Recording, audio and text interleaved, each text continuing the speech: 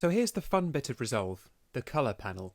This is where we get to make all of our color adjustments, and we'll spend most of our time here once we've set up our project. The Color panel contains all of our color grading tools, and we'll quickly go over where to find them.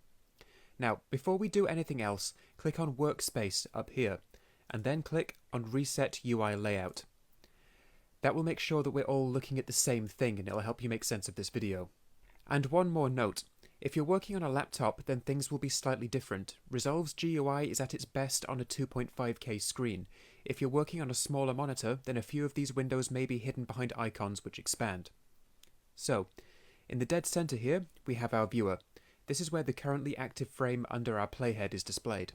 This is much the same as the viewer from the edit page, and this is where we'll see the changes we make as we work.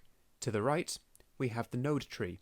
This is where we organize our grade on any particular shot. The diagram here shows us a map of all the adjustments we've made and the order in which they are applied to our starting image. I'll go over how to use the node tree and organize a grade in a later lecture. This window can also show us our effects library in the color panel. To the far left, we have the stills gallery. We can grab a still frame from our grade and use it to compare to other shots. We'll also use stills to communicate with our clients during the real-world projects. As well as stills, we also have what we call power grades here, which are stills saved and made available to all projects. This is a recent reinstall of Resolve, so I've wiped all of my power grades. Below this, we have the shot list. This shows all of our shots on the timeline from left to right in a logical order. We can change the shot we're working on by using either the up and down arrow keys, or by clicking on the thumbnail of the shot we want to work on in this list.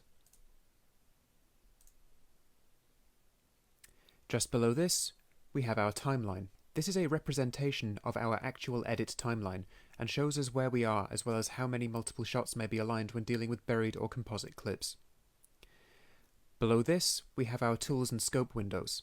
The left window shows us our primary tools, the center window shows us our secondary tools and blur and sharpen as well as pan and scan, and the right window shows us our scopes and our keyframing and animation interface in the color panel.